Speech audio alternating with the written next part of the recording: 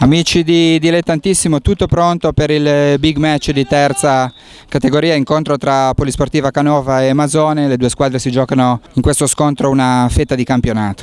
Siamo arrivati al 19esimo, Massimo Manzoni dalla bandierina, il pallone in mezzo, la bella girata da parte di Oliveri, Pipino si è salvato, si inserisce Di Clemente che si presenta solo davanti al portiere, alla fine il recupero magistrale da parte di Longo, Masone ancora vicino al gol.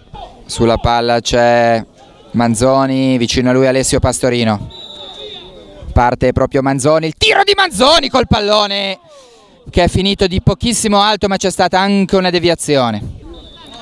Inizia ora il secondo tempo tra Canova e Masone.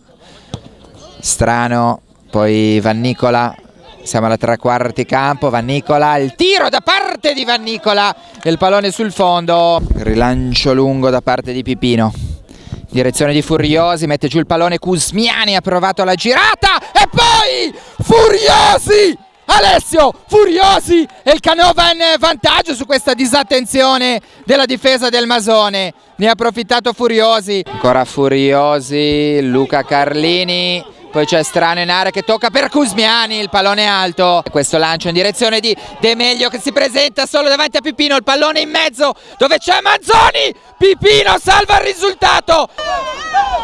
Intanto riprendiamo questa brutta scena, avete visto Strano e Luca Carlini. Alla fine comunque l'arbitro non ha espulso nessuno, certo che c'era il caso qua di sanzionare, ma l'arbitro era girato. Sul pallone c'è Alex De Meglio.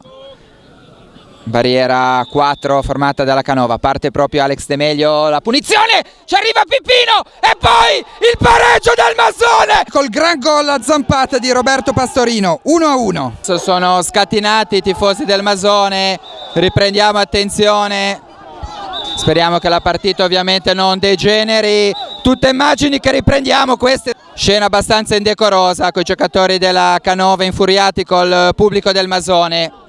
Arriva forse anche un cartellino rosso. Finita la burrasca possiamo chiudere qua il collegamento, molto meglio la Canova nel secondo tempo, il Masone è riuscito proprio nel finale a riacciuffare il pareggio che la tiene ancora in corsa per il primo posto.